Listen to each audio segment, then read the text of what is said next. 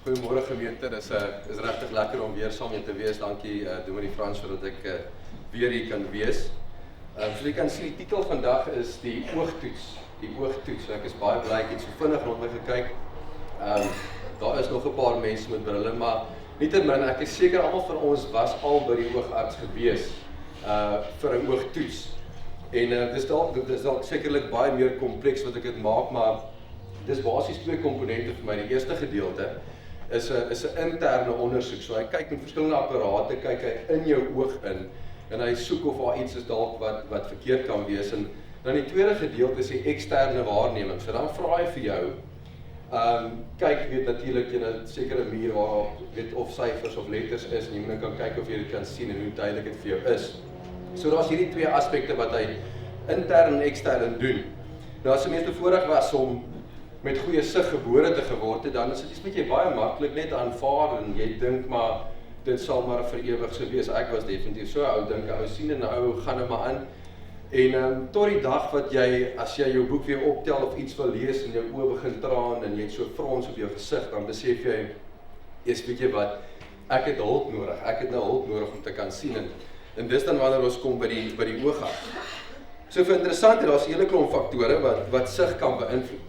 En nommer 1 dink ek op hierdie stadium is screen time, as ek Engels mag gebruik. Screen time, ons het iPhones, ons het iPads, dis TV, dit is al die aspekte in daai blou lig het blykbaar 'n redelike groot effek op ons oë. Tweedens is direkte sonlig, so sonlig kan ons oë beïnvloed. Dan ene wat ook nie lekker is nie, stres of vrees, het ook 'n groot impak op ons fisiese sig. Min slaap is die volgende, ons raak so besig, ons slaap al hoe minder. En dan 'n swak gebalanseerde dieet het ook 'n groot invloed op ons fisiese sig. Ek weet nie van julle wat bril dra nie, maar ek dink my kombinasie is te veel screen time, ook min slaap en ek moet sê daar's 'n bietjie stres gewees al in my lewe wat 'n ou moet deurgaan.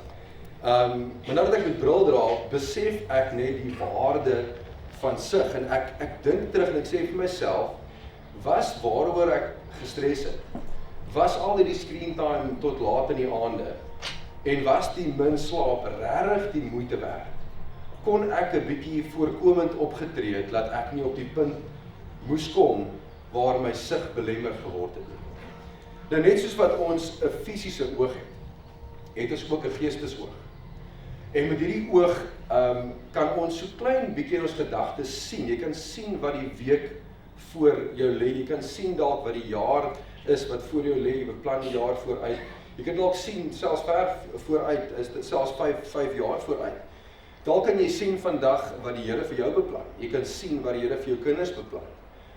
Ek weet nie of van julle kan sien of die Bokke die Rugby World Cup kan dalk wen nie, maar ons hoop so. So net soos die fisiese oog, het die geestelike oog ook faktore wat hom kan beïnvloed, wat maak dat jy nie lekker meer kan sien. En 'n mens kan baie van dieselfde faktore gebruik, screen time, maar in die geestesoog is die screen time die lig wat nie is nie die lig wat ons oog beïnvloed nie. Dis eerder wat jy lees, die inhoud van wat jy lees, daai koerant wat jy lees of die Facebook wat jy lees en dis al hierdie stories wat jou beïnvloed.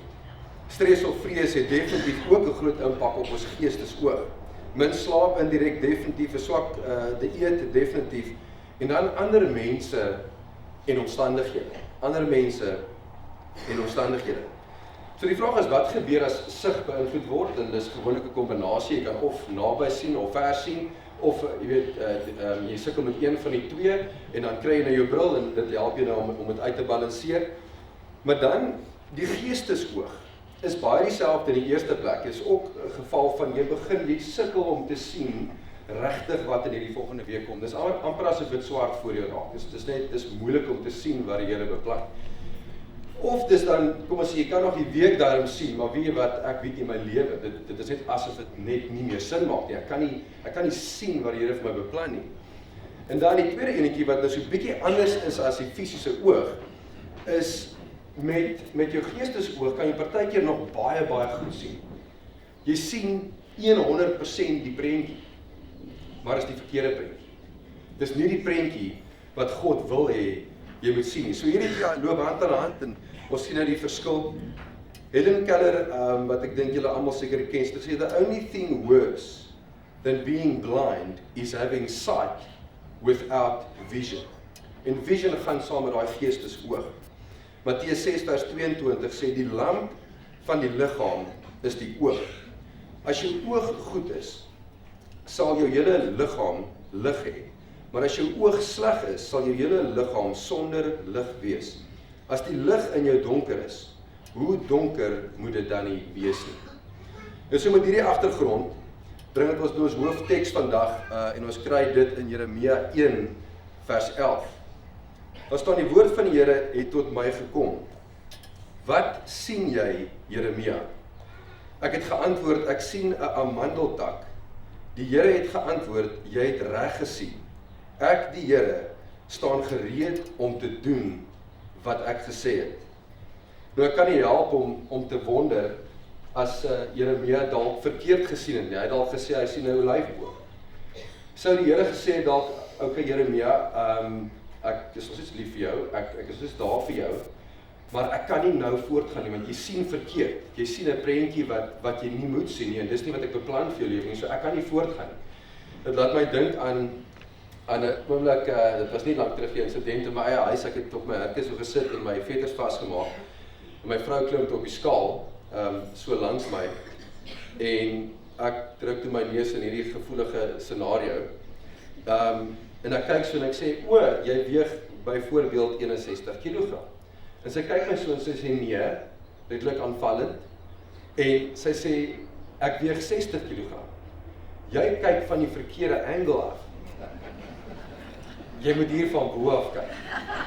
So dis baie belangrik van waar af ons kyk, en dan die presies wat ons skryf, want nietemin, die res van daai dag was nie wat die Here beplan het. Sonder twyfel, want ek het verkeerd gesien.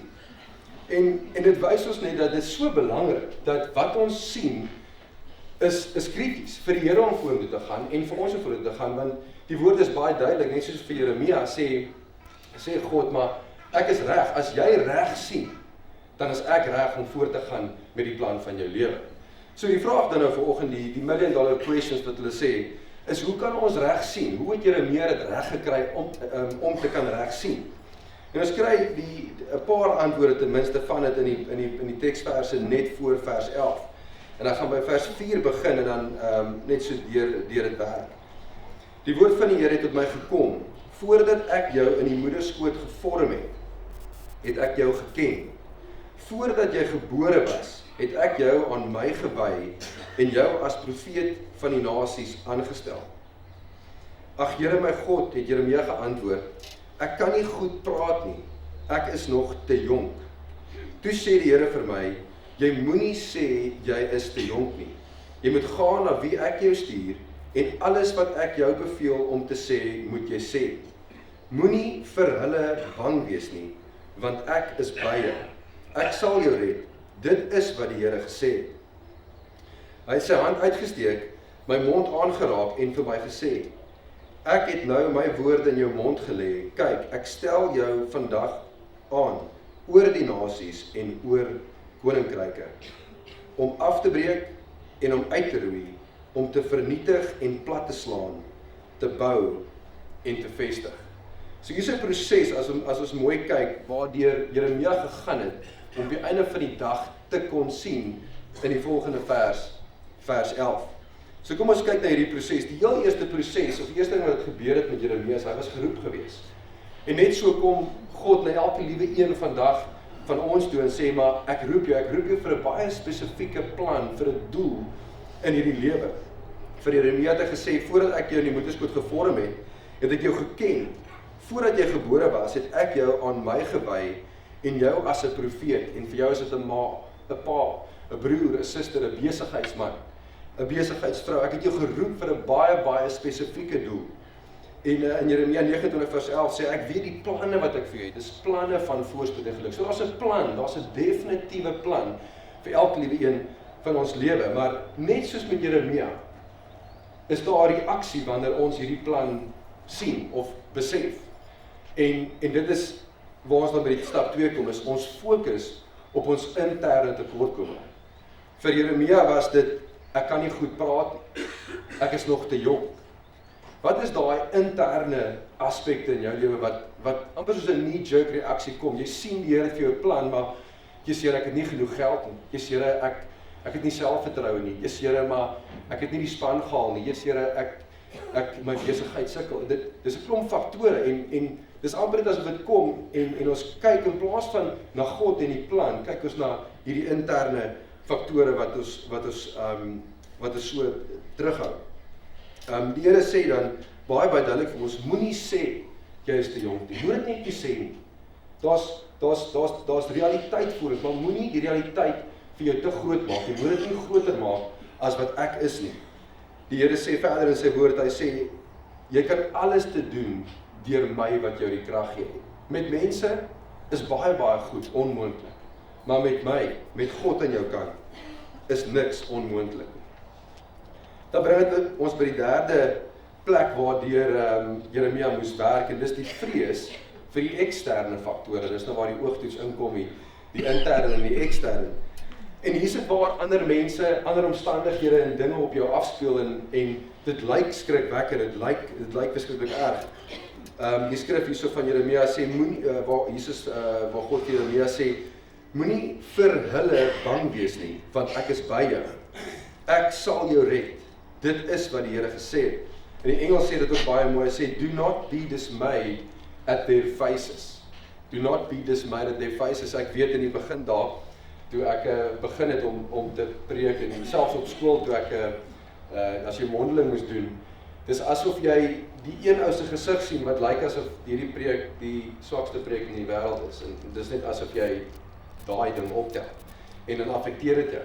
Gelukkig kan die lig nou so my oë, kan niemand sien as 'n gesig sien nie. Maar die Bybel sê, do not be dismayed at their faces.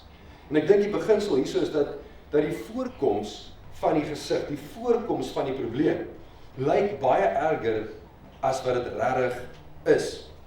Die Here sê, greater is he that is in me than he that is in this world. Dit laat my dink aan die storie van Dawid en Goliat. Ons almal ken die storie.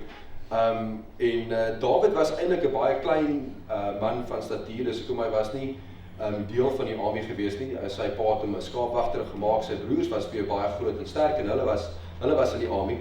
En so kom die dag wat Goliat kom, en is hierdie vreesaanjaende gesig, hierdie vreesaanjaende oomblik vir Israel. En almal is bang, almal kyk ekstern en intern, en hulle kan nie sien dat hulle hierdie situasie kan beredder nie.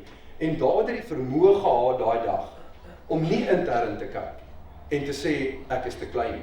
Want hy was te klein, maar hy het nie gekyk, hy het nie na sy tekortkominge gekyk. Hy het ook nie ekstern gekyk en gesê, "Jesus, maar hierdie is so vreesaanjaende scenario nie." Hy het gesê, "Greater is he that is in me than he that is in this world." Ons almal ken die storie, dis geskiedenis van die mooiste verhale, en daai oomblik, die grootste vreesaanjaende eksterne vrees wat Dawid ooit kon beleef, was dit wat Dawid na die volgende vlak toe gevat het. Ek ken die detail nie, maar in beginsel, ek dink hy het nie meer taxes betaal nie. Ek dink hy het vrouens gekry, daar was verskillende voordele aan hierdie spesifieke geval. En ek dink dit is so baie keer die geval by ons. Daar's eintlik 'n eksterne vrees wat God in ons lewe plaas om te sê, maar dit is juist die ding wat ek wil jou gebruik. Dis 'n trappie wat ek jou wil hoor vat saam met my. So, greater is he that is in me than he that is in this world. Dan die bevestiging van wie ons is en ons posisie is die volgende aspek. So, vir Jeremia sê die Here, hy het sy hand uitgesteek, my mond aangeraak en vir my gesê, ek het nou my woorde in jou mond gelê. Kyk, ek stel jou vandag aan oor die nasies en oor die koninkryke. So hier bevestig God weer eens, wat hy op baie ander plekke in die woord bevestig, dat ons is bo, ons is nie onder. We are above and not beneath, we are the head and we are not the tail. En presies soos in my voorbeeld van die skaal, wat jy nie goed van die kant af kan kyk en dink jy sien reg nie, moet ons goeders, as ons wil kan reg sien, moet ons dit van God se perspektief af kan kyk. Ons moet dit van bo af kan kyk. Ons kan nie onder omstandighede wees en reg sien. Wat ons dan bring by die 5de, en ek dink is amper die ene wat die mees kom ons sê, afgeskeepte fase is, dink ek. En dit is die fase waar jy moet breek, uitroei en vernietig. Breek, uitroei en vernietig. Hy sê, ek stel jou aan oor die koninkryke, en dan sal eers 'n proses wat ons moet deurgaan om te breek, om uit te roei en te vernietig. So die vraag vandag is, wat moet ons breek? Wat moet ons uitroei en wat moet ons vernietig? Is daar dalk 'n leuen wat jy vandag glo wat jy moet uitroei? Is daar dalk 'n verhouding, 'n slegte verhouding wat jy moet breek? Is daar dalk noem dit insecurities, 'n lack of self discipline wat ons moet breek? Wat is daai aspekte in jou wêreld wat ons net moet vernietig? Partykeer loop ons met 'n leuen vir soveel jare en as jy regtig die tyd kry om daaroor te dink waaroor jy dink, dan sal jy baie vinnig dit kan vervang met waarheid. Ek dink die lewe is baie keer so gejaag dat jy en 'n vriend of jy en iemand het 'n situasie en maak mekaar seer en jy het nie op daardie tyd regtig om te dink daaroor en om die ander persoon te nooi vir 'n koffie en om te sê, hoorie, maar kom ons sit en kom ons praat hierdie scenario uit. En dan is dit daai klein seertjie wat jy maar vat en jy loop aan. Jy loop aan en ons besef nie dat daai seer het 'n impak op ons geestesoog. Daai seer dra ons saam en dit het 'n werklike impak. Daai leuen dra ons saam al die jare en dit beïnvloed ons geestesoog, die vermoë van ons te kan sien. Toe ek hierdie preek voorberei het die Here my op hierdie stap het hy vir my iemand spesifiek gewys wat ek dit mee doen. Ek vir myself gesê, man, dit is nou nie asof dit 'n groot issue was nie, maar as ek moet eerlik wees, dan is daar net so iets seer in my oor die persoon. En dit kom seker nou al 10, 15 jaar lank, maar weer eens, ek kan aangaan, ek voel normaal, ek voel nie asof dit my regtig affekteer nie. En ek kon nie vandag hier staan as ek nie daai persoon gebel het en 'n koffie gehad het en hierdie proses uitgesorteer het nie. En ek kan nie vir julle verduidelik. Dis nou weer eens daai ding van die geestesoog is iets wat jy nie kan amper meet noodwendig. Ek kan nie vir julle verduidelik wat in my lewe gebeur het toe ek die persoon gevat het vir 'n koffie. Nou ek dink nie eers die scenario daar's 100% vrede veronderstel van beide kante af nie. Ek dink nie so nie. Ek dink daar's moontlik nog 'n koffie nodig. Maar ek kan nie vir julle verduidelik die verskil in my visie voor daai koffie en my visie van my geestesoog na die koffie nie. Ek voel vryer, ek voel selfs net as ons met mekaar te doen het, dit is net asof ek nou kan normaal dink oor wat ook al ons oor praat of wat ook al die geval is. So ek wil regtig net julle elkeen uit my hierdie fase van breek en vernietig. As 'n ou dink aan die finansiële wêreld, dan is dit maandsiklusse gewoonlik en hulle praat van 'n maandeinde. En op maandeinde maak jy seker jy het al die transaksies in die boeke ingebring en dan klop dalk die debit en die krediet en nie en dan moet jy nou kyk wat die probleem is. En ek wil amper sê dit sou ideaal gewees het as ons in ons lewe 'n maandeinde kon gehad het. En ons sit en ons sê vir mekaar, dalk is dit goed vir die huwelik net. En jy kyk terug en jy sê, kan ons net gou vinnig hierdie vorige maand afsluit om 100% seker te maak as ons die volgende maand ingaan dat ons almal nog reg kan sien. My vrou, daar sou iets gebeur en dit het my seer gemaak. Hoe het jy gevoel daaroor? Hoe het ek gevoel daaroor? Jy kan dit uitpraat. Dalk met die kinders, so wat ook al, om net 'n maand einde te doen, want ons wil nie oor 10 jaar sit, en dan moet ons 10 jaar terug gaan en sê, ja, maar pa het my daar seer gemaak, of hierdie het jy my seer gemaak, en dit het my al hierdie jare, het dit my visie beïnvloed, en negatief geïmpakteer. Jesaja 43 vers 18 sê, maar moenie net aan die vroeëre dinge dink, en by die verlede stil staan nie. Kyk, ek gaan iets nuuts doen. Dit staan op die punt om te gebeur. Julle kan dit al sien. Ek maak in die woestyn 'n pad en ek laat in die droë veld riviere ontspring. Markus 2 vers 22 sê, niemand gooi tog nuwe wyn in ou wynsakke nie. Nuwe wyn word in nuwe sakke gegooi. Ek dink in baie gevalle dra ons hierdie ou goed. Ons kan nie help om te dink oor die ou goed nie. En terwyl ons hierdie goed saam dra, ons het ook net soveel hande en soveel kom ons sê rugsak spasie. Ons kan nie nuwe goed kry by die Here. Ons kan nie in die volgende fase ingaan as ons nie eers 'n bietjie gebreek het, 'n bietjie vernietig het en 'n bietjie uitgeroei het wat tans in daai plek staan nie. Dan kom ons by die laaste fase, die bou en die vestig fase. God sê vir julle net na die breekfase sê hy om te bou en om te vestig. Nou, ons is uit die aard van die saak permanent in al hierdie fases en ek dink as ek vandag moet vra, maar hoe vind ons hierdie bou en hierdie vestig fase? Dan dink ek sal meeste van ons dalk dit verwoord om te sê ons soeg en ons sweet. Is ek reg as ek net so dalk met 'n hand of twee, is dit die bou en vestig fase, ons voel dis meer 'n gesoeg en 'n gesweet. En dis amper soos Here, maar is dit regtig hoe dit moet wees? En om hierdie fase reg te verstaan, moet ons gaan lees in Genesis 1 vers 28. Waar God sê, toe het God hulle geseën en vir hulle gesê, wees vrugbaar, word baie, bewoon die aarde en bewerk dit, heers oor die vis en die dier en heers hieroor. Nou die bou en vestig fase, as ons op die regte plek is, ons is geseën, ons is gemaak, soos 'n boom wat net begin groei. Jy sit hom in die grond en hy groei. 'n Vis, jy sit hom in die water en hy swem. Is ons gemaak, ons DNA, ons is geseën met die bevoegdheid om te kan bou en om te kan vestig.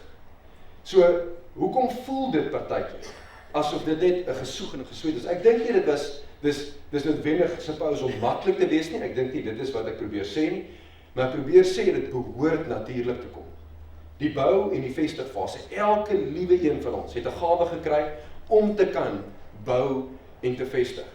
So krities om die vorige fases deur te gaan, dat ons regtig waar in 'n posisie van natuurlike bou en natuurlike vestig kan wees. So net die proses weer, daar's 'n roeping, daar's interne tekortkoming, daar's eksterne faktore wat ons partykeer bang maak en ons stop.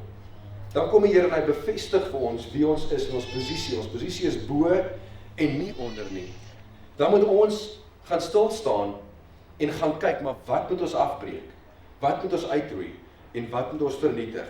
Sodat ons uit 'n natuurlike posisie ons gawes kan uitleef en bou en vestig. So wanneer ons deur hierdie proses gewerk het, dan kom die Here op na elke liewe een van ons toe. En hy vra vir ons, wat sien jy? Wat sien jy, Danie?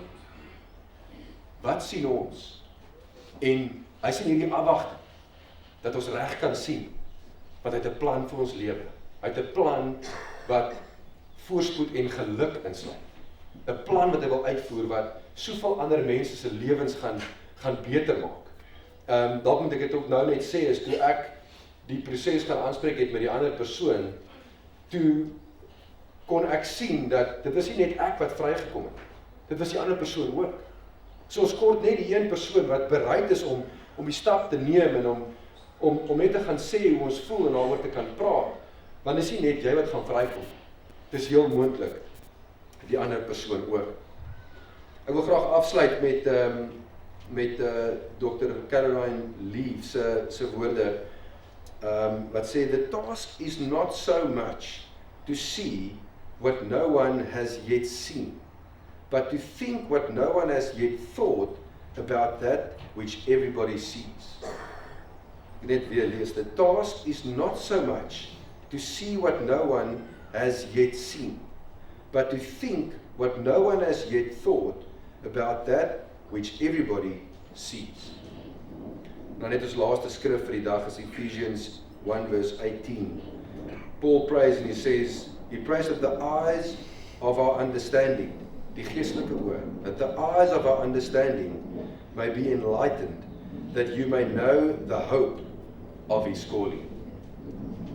Kom ons maak 'n oop toe, dan bid ons uit en ons vra vir die Here dat hy ons geestesoë sal oopmaak, dat hy ons sal wys wat ons moet vernietig en dat ons net opreg kan weer sien wat die planne van sy toekoms is vir ons. Here, ons dankie vir hierdie dag, dankie vir u woord. Dankie dat ons kan weet dat u woord, Here, lewe is. Here, ek bid dat u woord in elke persoon se hart sal maal, Here, oor hierdie fases wat Jeremia deurgegaan het om te kan sien, Here, te kan sien dit wat u werklik vir ons beplan, Here. Ek bid dat u ons geestesoë sal oopmaak, Here, om te kan sien, waar moet ons breek, Here, waar moet ons vernietig, waar, Here, kyk ons na interne faktore wat ons terughou, wat is die eksterne vrese wat ons het, Here. Dankie dat ons kan weet vandag, Here, dat U woord dit bevestig. Greater is He that is in me, Here. U wat in ons is groter as dit wat buite is. Ek bid net, Here, dat U elkeen sal seën, Here, dat hierdie woord sal werk in elkeen se hart en dat ons werklik sal kan sien dit wat U vir ons het. Ek bid dit in Jesus Christus se naam. Amen.